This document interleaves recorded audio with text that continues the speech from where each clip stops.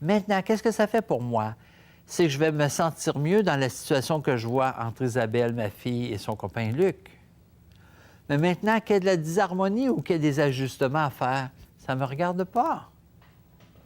Moi, tout ce que j'ai à faire, c'est que j'aime ma fille Isabelle, je veux ce qu'il y a de mieux pour elle, mais elle a ses expériences à vivre. Peut-être que Luc, c'est un charmant garçon, puis je voudrais ce qu'il y a de mieux pour lui aussi, mais il y a ses expériences à vivre, et ils ont les expériences à vivre tous les deux. Donc, je ne dois en aucun cas, et ça, c'est extrêmement important, faire un bonhomme allumette, des bonhommes avec des personnes dans lesquelles moi, je ne suis pas impliqué directement, c'est-à-dire que moi, je ne suis pas sur le dessin. Donc, ça, à éviter tout à fait. On est rendu à une autre étape. Donc, j'ai fait avec la personne avec qui je vis, ma partenaire, dans le cas où c'était Louise. Je l'ai fait avec une personne, avec mes parents, qu'ils soient vivants ou encore ou qu'ils soient décédés. Je l'ai fait avec la personne qui, pour moi, est plus spirituellement élevée. On peut faire aussi avec la personne qui, dans le physique, on est le plus en harmonie aussi. Je peux avoir un copain avec lequel je m'entends bien. On a été élevés ensemble, on est allés à l'école ensemble, ça va bien. On ne s'est jamais chicané, tout va toujours bien. Ah! Et là, c'est important de faire un bonhomme allumé avec cette personne-là. Parce que j'ai envie de dire, à quelque part, ce qui est pas toujours évident, c'est que ça va tellement bien qu'on ne se rend pas compte de l'attachement qu'on peut avoir malgré que ça va bien. Et ça peut jouer sur moi consciemment ou inconsciemment. Donc, mon plus grand ami ou ma plus grande amie, là, au niveau de l'amitié, avec qui ça va super, super bien, je fais les bonhommes allumettes quand même. Parce que si consciemment tout va à 100 %, tout va très bien, comme j'ai dit tantôt, la partie subconsciente est extrêmement importante. Et à mon sens, à moins d'atteindre la réalisation de soi, là, on a toujours quelque peu d'attachement avec qui que ce soit de notre entourage. Donc, je fais les bonhommes allumettes avec cette personne-là aussi, avec qui tout semble aller très, très bien. C'est juste qu'il va y avoir plus d'amour qui va ressortir de nous deux. Et on l'a fait après avec une personne avec qui on très, très négative ou quoi que ce soit. Maintenant, qu'est-ce qui arrive avec une situation? Par exemple, je mets ma maison en vente, ou je cherche une maison, tout ça, mais disons qu'on en reste, je mets ma maison en vente. Qu'est-ce qui se passe? Qu'est-ce que je peux retirer de cet exercice de petit bonhomme allumette qui peut être bénéfique pour moi? Donc, ce que je fais, je commence par me dessiner.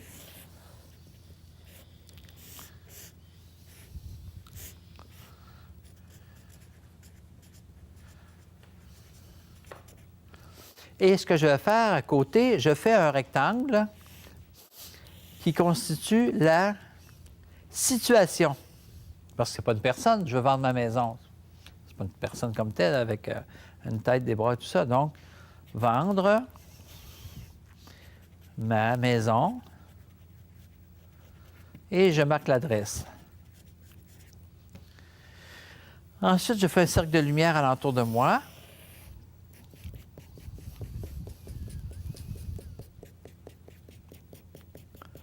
Je fais un cercle de lumière alentour de la situation. C'est bien une situation, c'est pas une personne.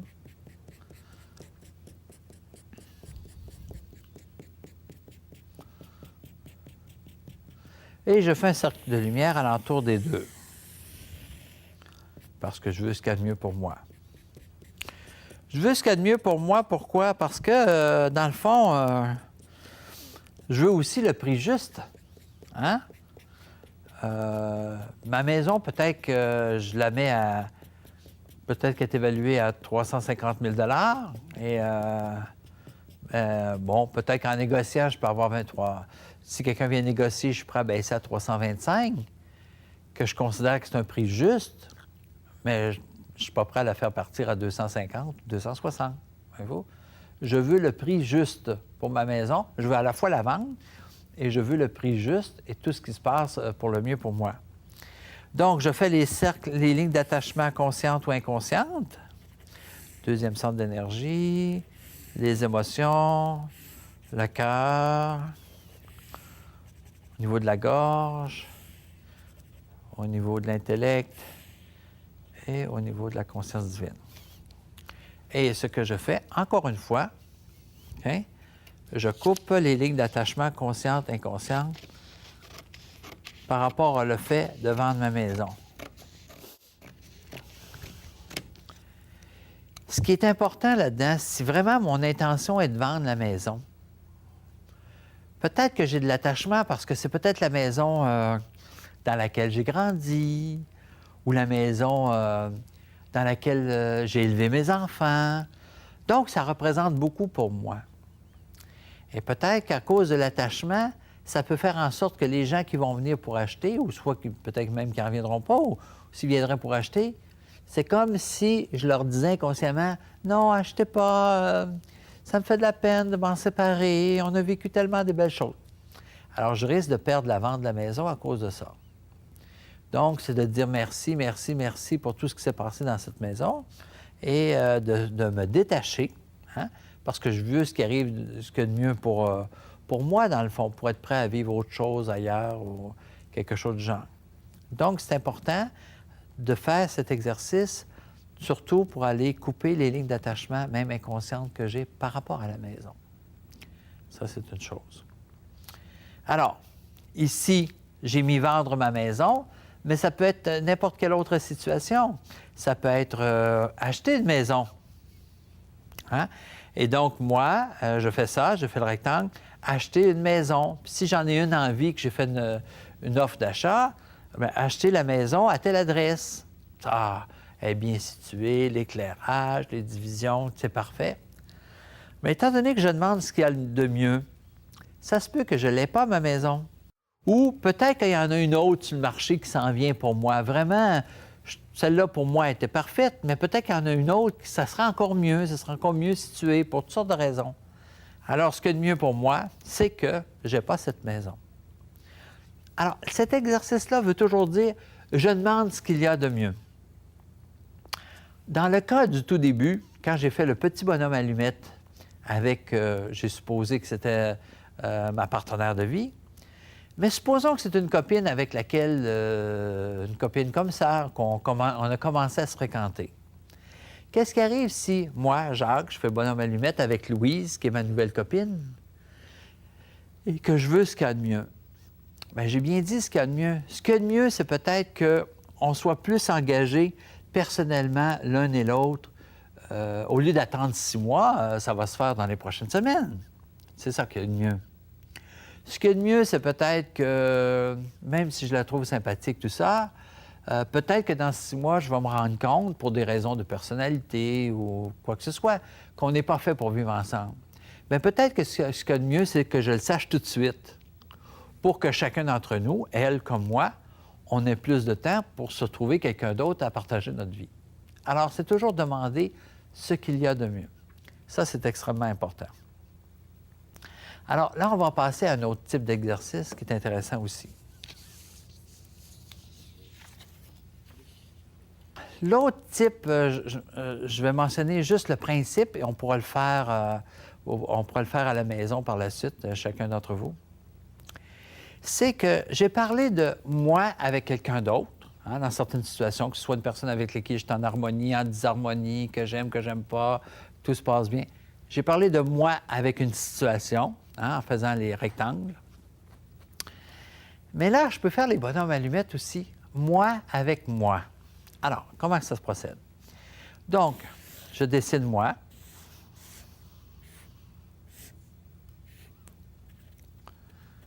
Donc, Jacques.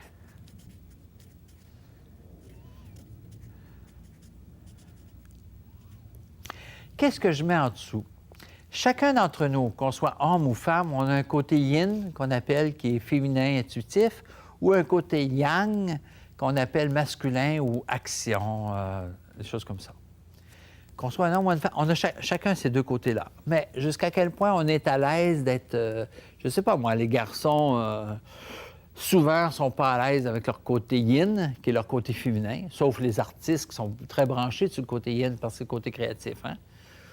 Où les femmes ne sont pas toujours à l'aise avec leur côté yang parce que c'est comme s'ils perdent un peu de leur féminité parce qu'ils sont plus masculins, tout ça. Alors, je veux dire, c'est pas toujours clair à 100 pour chacun d'entre nous. Alors, je fais Jacques Martel, ici Jacques, et mon côté yin. Donc, mon côté intuitif, mon côté réceptif. Ça, c'est mon côté yin. Et je vais faire Jacques.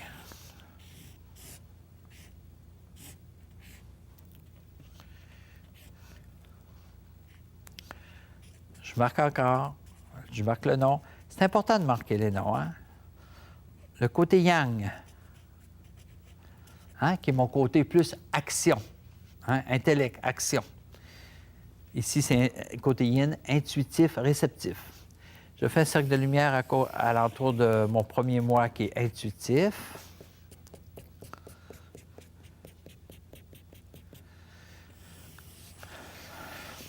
Et de mon côté yang, qui est plus intellect, action, masculin, si on veut, ce qu'on appelle aussi le côté masculin. Un cercle de lumière à l'entour des deux.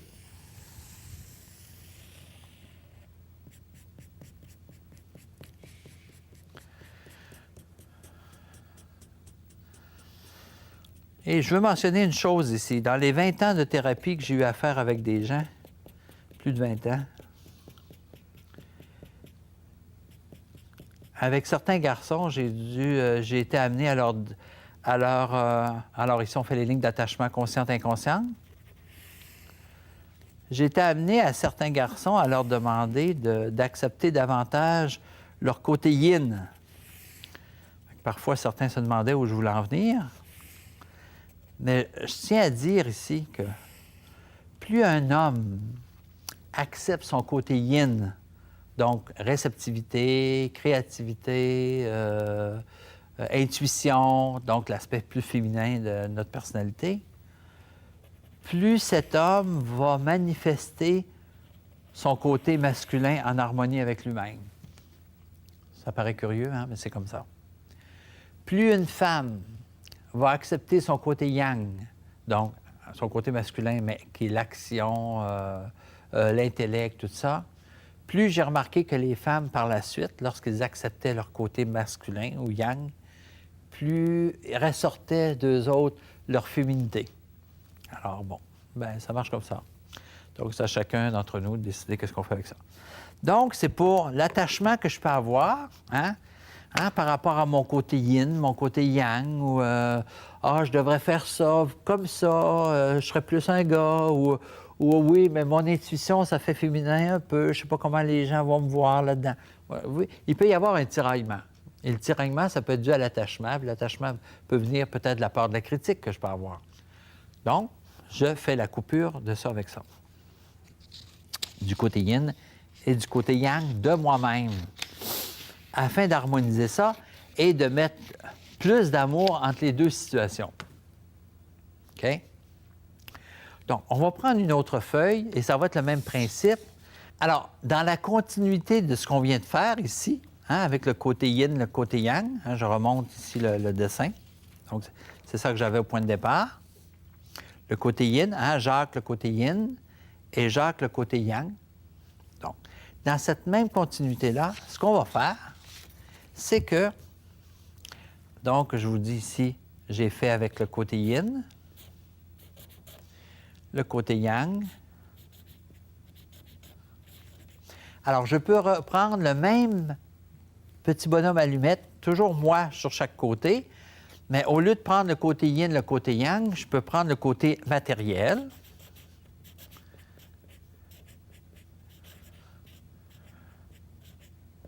Et le côté spirituel.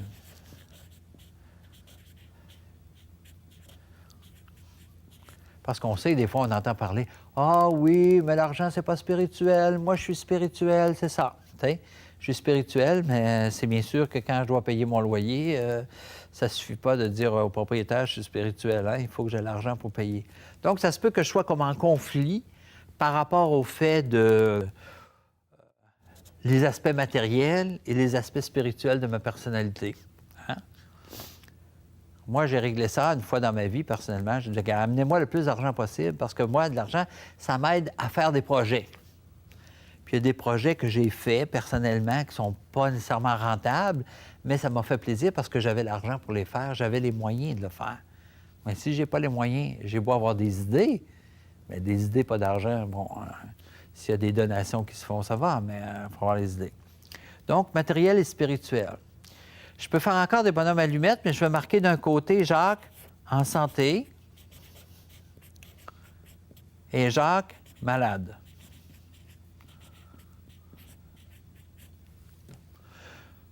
Donc ici, là, quand je mets malade, ici, ça peut être une maladie spécifique. Là. Ça peut être quelqu'un qui a la fibromyalgie.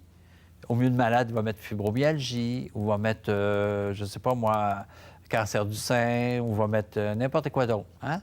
Pour être détaché par rapport à la maladie. Parce que plus je suis détaché, plus je diminue le stress par rapport à ma maladie. Plus je diminue le stress, plus j'augmente mes chances d'être dans une étape de guérison. Donc ça, c'est important. Ça peut être, par exemple, Jacques joyeux, Jacques triste.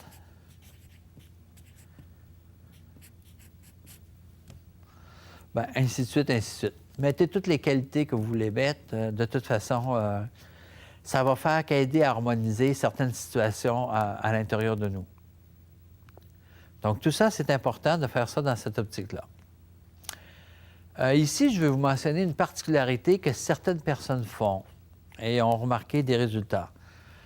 On a ici l'exemple des bonhommes allumettes que j'ai fait moi avec moi-même. Il y a des gens, qu'est-ce qu'ils vont faire? Pour ceux qui connaissent les couleurs des centres d'énergie, ils vont utiliser des crayons feutres différents pour chacune des lignes d'attachement conscientes et inconscientes. J'ai quelqu'un de ma famille qui disait « Jacques, c'est tellement puissant que j'en fais pas plus qu'un par jour parce que ça travaille très, très fort. » Donc, ils vont utiliser pour le premier centre d'énergie le rouge, qui correspond au chakra de base. Au deuxième centre d'énergie, l'orange. À l'autre centre d'énergie, ils vont utiliser le jaune. Pour le cœur, on va utiliser le vert. Pour la gorge, on va utiliser le bleu. Pour le troisième œil ici, on va utiliser l'indigo. Et pour le chakra de couronne, comme ici, on va utiliser le violet. Alors, c'est sûr que plus on met de choses qui me touchent vraiment, plus ça a des chances d'avoir des réussites, mais on utilise ça comme ça. Alors ça, c'est tout.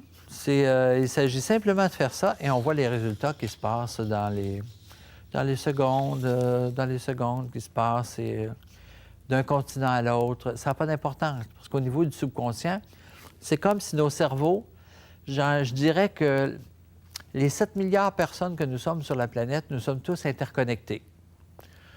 Heureusement, j'ai envie de dire, on ne sent pas les 7 milliards en même temps parce qu'on trouverait qu'on est assez perturbé dans notre tête. On est branché, je dirais, on est comme des postes de radio. Hein? Donc, on est branché sur la fréquence de la personne qui nous est proche ou avec laquelle on est concerné. Hein? C'est comme actuellement, dans la pièce ici, il y a plusieurs postes de télévision qui rentrent en même temps ou il y a plusieurs postes de radio. Qu'est-ce qui fait que je capte plus un poste de radio que l'autre? Même s'ils rentrent tous dans l'antenne, c'est le fait que je mette en résonance telle fréquence, c'est celle-là qui va être amplifiée et que je vais entendre. Alors, c'est un peu ça qui se fait dans la théorie des petits bonhommes allumettes. Hein? Je me branche au niveau du subconscient par rapport à des situations et il y a des choses qui vont nous aider tout simplement. Alors, on a fait ici plusieurs types d'exercices, mais il est certain que vous retrouvez cet exercice dans le livre « Atma, le pouvoir de l'amour » où il y a 8 exercices qui sont faciles et simples, qui sont expliqués, dont les petits bonhommes allumettes, qui est le plus populaire, je dirais.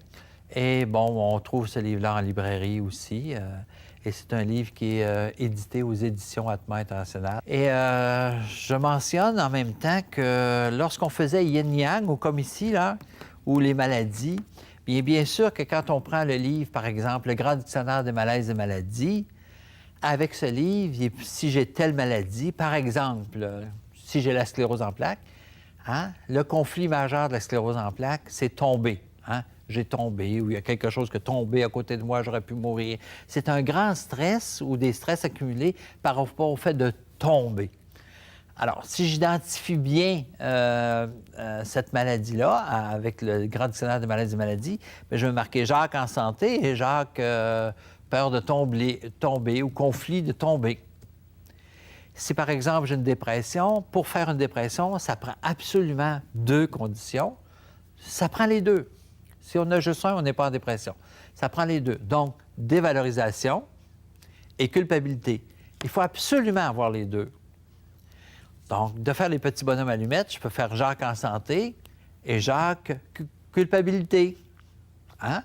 Si je peux diminuer mon stress par rapport à ça. Ou Jacques en santé, Jacques dévalorisation. Ou Jacques sûr de lui, Jacques dévalorisation. On comprend ici le jeu qu'on peut faire. Donc, le grand dictionnaire des maladies peut être un très, très, très bon outil aussi à utiliser pour cet exercice de petit bonhomme allumette. Hein? Parce qu'on identifie plus spécifiquement les émotions qui ont rapport à la maladie ou le mal-être dans lequel je vis. Alors, c'est un peu ce que j'avais à vous dire aujourd'hui. Alors, moi, je vous encourage à faire des bonhommes allumettes, vous avez eu ici une panoplie d'exemples qui vous a été donné ici à faire. Il s'agit juste de pratiquer l'exercice. Puis le résultat de tout ça, est-ce que je me retrouve, quand je dis moi, c'est chacun d'entre nous, je me retrouve avec plus d'amour, plus de sagesse, plus de liberté. Il y a une façon aussi de le montrer à quelqu'un d'autre. C'est pour ça qu'aujourd'hui, j'ai voulu prendre le temps de bien vous montrer comment fonctionne ce système de bonhomme allumette et pour pouvoir le montrer à d'autres. J'ai un invité ici en studio qui ne savait pas qu'il ferait les bonhommes allumettes, mais on va le faire avec lui. Et on va le faire ensemble pour vous montrer la façon la plus efficace que moi j'ai trouvée pour le montrer à quelqu'un d'autre. Et je vous reviens tout de suite. Merci. Salut Jacques. Guillaume ne savait pas il y a quelques minutes qu'il ferait l'exercice ici, donc voilà. J'ai pensé qu'on pouvait montrer comment montrer à quelqu'un facilement à faire les petits bonhommes allumettes. Alors, une raison à ça, pourquoi que je suis ici, et que nous avons chacun nos feuilles de papier. Donc, je vais demander à Guillaume de faire exactement ce que je fais. La particularité ici, c'est que moi, je vais le faire comme si c'était moi, Guillaume, hein, comme si je m'appelais Guillaume. Donc, il va y avoir un phénomène de résonance entre les deux, parce qu'on va faire tous les deux le même dessin. Sauf tout à l'heure, on se souvient que j'ai dit que je devais, en aucun temps, faire des bonhommes allumettes de 2 personnes si moi, je ne suis pas une de ces 2 personnes-là. Exceptionnellement, dans ce cas-ci, parce que je le fais avec lui, parce que j'y monte, je peux le faire.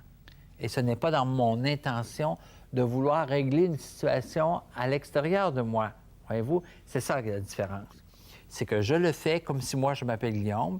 Lui va duplicater la même chose que moi, je vais faire, parce que c'est lui, hein, pour lui. Il va mettre la personne avec qui il veut faire l'exercice de la deuxième personne du bonhomme allumette. Alors, Guillaume, on va commencer. Alors, hein, je vais parler comme si moi, je m'appelais Guillaume. Donc, moi, Guillaume, je vais faire le bonhomme allumette. Tu fais comme moi. Donc, je mets Guillaume. Avec la première lettre du nom de famille. OK. Alors, là, je dessine une autre personne.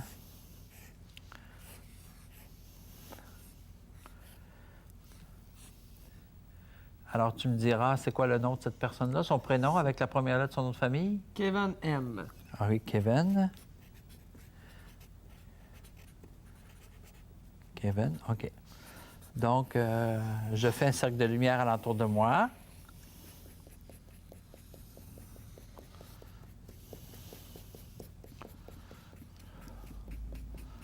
Et Guillaume fait la même chose. C'est beau. Alors, on fait un cercle de lumière alentour de Kevin.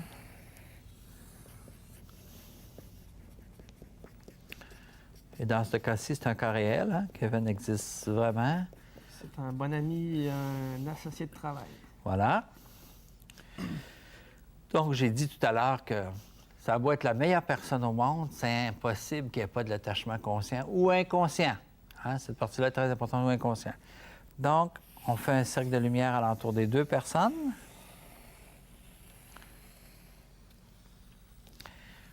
les rayons de lumière alentour.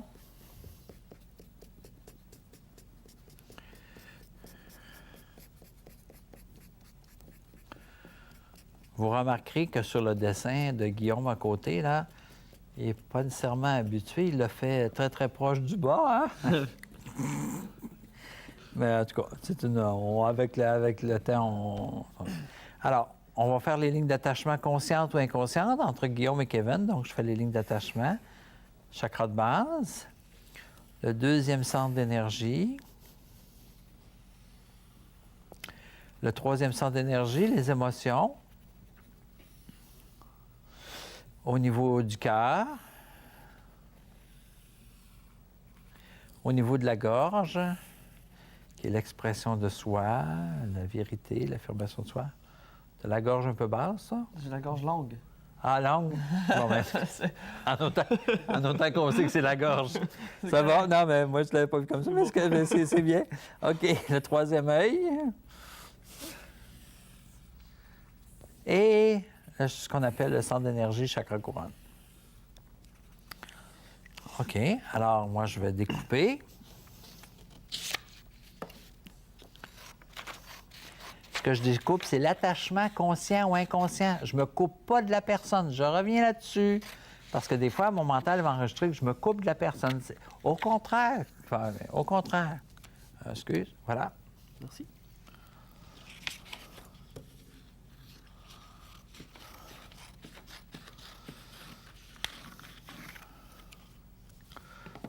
Voilà. Donc, on a coupé chacun notre dessin. Hein?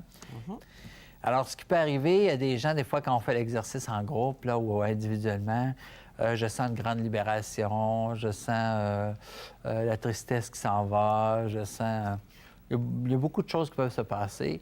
Mais même si j'en suis pas conscient, même si émotionnellement, je vis rien, alors, ce qui est important de savoir, c'est que c'est impossible qu'il se passe rien.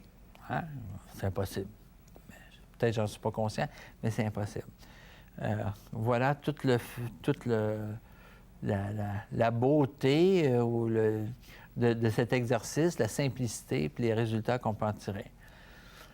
Alors, je répète les étapes pour que ce soit bien important. Et s'il le faut, moi, quand je donne des ateliers, je les mets au tableau parce que les gens, ça fait comme beaucoup de choses nouvelles à retenir, comprenez-vous? Puis, des fois, on peut être mêlé un peu par rapport à ça. Et la première étape, c'est je me décide moi-même. Deuxième étape, je décide une autre personne ou la situation, quand c'est le cas d'un rectangle. Troisième étape, je fais un cercle de lumière alentour de moi. Quatrième étape, je fais un cercle de lumière alentour de l'autre personne. Cinquième étape, je fais un cercle de lumière alentour de nous deux. Sixième étape, je crée les lignes d'attachement, je dessine les lignes d'attachement conscientes ou inconscientes, les 7 lignes d'attachement. Et septième étape, je découpe, en découpant les lignes d'attachement conscientes et inconscientes. Et voilà, c'est ça qu'il avait démontré pour aujourd'hui. Et je vous encourage à le faire. Et comme je vous ai montré, là, de le faire avec quelqu'un d'autre. Pour ceux qui n'auront pas vu ce vidéo, bien maintenant, vous avez tout ce qu'il faut pour pouvoir le montrer à d'autres personnes et utiliser tous les aspects que vous voulez de vous-même, d'un côté ou de l'autre. Tout ce que ça peut faire, c'est que ça peut être bénéfique. Alors, merci à vous qui avez écouté ici, puis je remercie Guillaume pour cet Merci à toi, Jean. exercice. Alors, merci, à la prochaine et revenez-nous sur... regardez nos autres capsules sur www.atma.ca. À la prochaine, merci.